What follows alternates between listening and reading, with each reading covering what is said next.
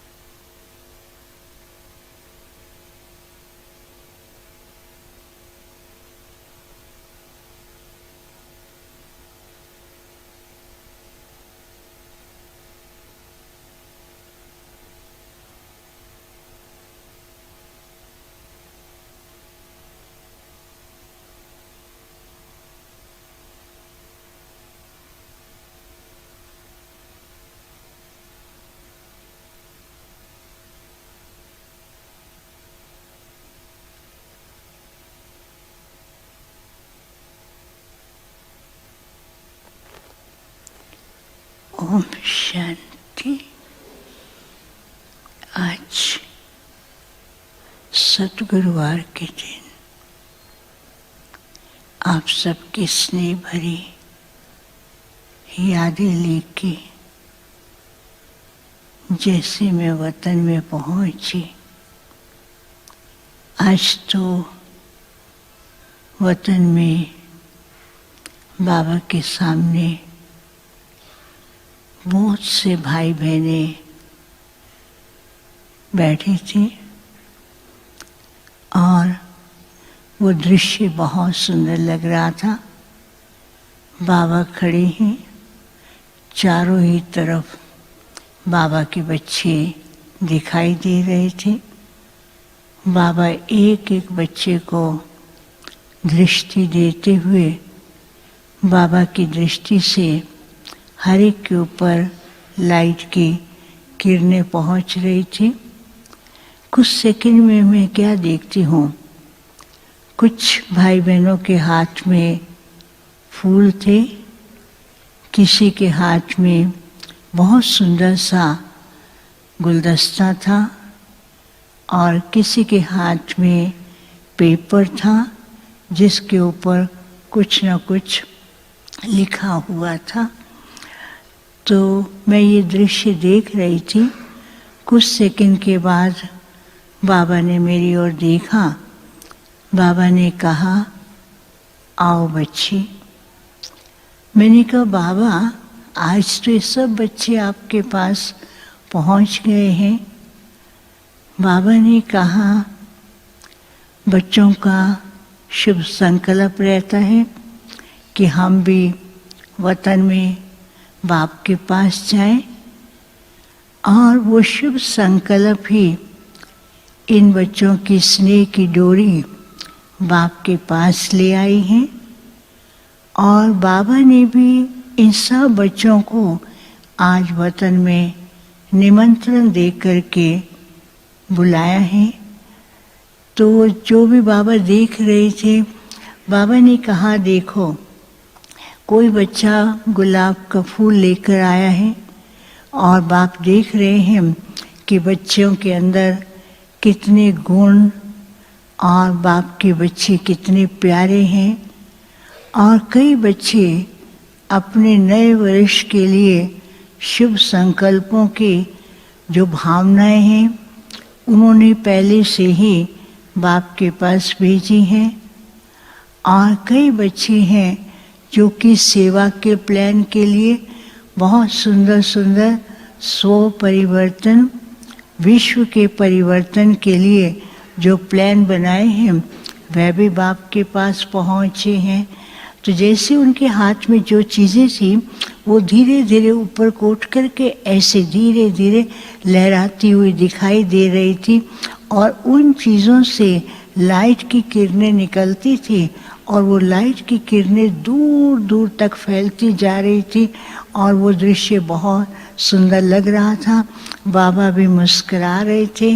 बाबा ने कहा कि बाप को भी बच्चों के हर संकल्प और हर कर्म के लिए नाज भी रहता है, और बाबा को खुशी होती है कि बच्चे कितनी मेहनत भी कर रहे हैं, और पुरुषार्थ में हर एक बच्चे का अपनी यथाशक्ति लगन भी है। तो बाबा को भी बहुत खुशी होती है, और बाप भी बीच बीच में बच्चों को बहुत मदद करते रहते हैं। तो इतने में फिर बाबा ने क्या किया, बाबा ने ऐसे दोनों बाहें पसारी, और बाहें पसारते ही सब बच्चे बाबा की दोनों बाहों में वी शेप के रूप में खड़े हो गए। तो बाबा ने कहा कि देखो बच्चों का एक स्लोगन है, और बाप ने भी बच्चों को ये स्लोगन बीच बीच में पक्के कराते हैं कि सफलता विजय हमारा जन्म सिद्ध अधिकार है। तो बाबा बीच में जब वतन में बुलाते हैं तो बच्चे वो अनुभव करते हैं, लेकिन जब देह के भान में आ जाते हैं फिर बार बार बच्चे सोचते हैं पता नहीं ये कार्य होगा या नहीं होगा, तो इस चिंतन में चले जाते हैं। लेकिन बाप की बाहों में बाप छत्र छाया है ये बच्चे भूल जाते हैं। फिर जैसे वो स्वरूप में दिखाई दे रहे थे तो वो दृश्य इतना सुंदर लग रहा था। बाबा ने कहा देखो वतन में पहुंचते ही बच्चे उस स्वरूप के अंदर टिक जाते हैं, और अभी बच्चों को क्या करना है, वर्तमान समय जो है वो अनेक प्रकार की परिवर्तन, कई प्रकार के ऐसी ऐसी उलझने और कई प्रकार की समस्याएं सामने आ रही हैं। तो बच्चों को क्या करना है, तो बाबा ने बच्चों से पूछा क्या कर रहे हैं आप इतने संसार की हालत को देखकर। कहते बाबा हम तो योग लगाते हैं। बाबा ने कहा योग के वाइब्रेशन तो भेजने हैं, लेकिन बच्चों को अभी समय प्रमाण क्या करना है, जो बाप के द्वारा शक्तियाँ मिली हैं सिद्धि स्वरूप बन कर के सबको वो सिद्धि स्वरूप का अनुभव कराना है। और बाप ने शक्तियाँ और वरदान बच्चों को इसलिए दिया है, विश्व के अंदर उथल पुथल है, विश्व के अंदर भय है, और विश्व के अंदर आत्माएं उनको उलझने दिखाई दे रही हैं, उनको समझ नहीं आता। तो ऐसे समय पर वो अपने इष्ट को याद कर रहे हैं। तो तुम बच्चों को ईष्ट बन करके, सिद्धि स्वरूप बन करके उनको उनकी भावनाओं का, स्नेह का रिटर्न दे करके उनको कुछ अनुभूति हो कि हमें परमात्मा से मिल रहा है। फिर बाबा जैसे सबको देख रहे थे, फिर बाबा ने सबके सामने दृष्टि देते हुए एक ऐसा छोटा सा सितारा दिया था। सबके पास वो सितारा पहुंचता था, सितारे से लाइट भी निकलती थी। उस सितारे के ऊपर लिखा हुआ था कि विघ्नों को विनाश करने वाले सिद्धि स्वरूप आत्माएं भव।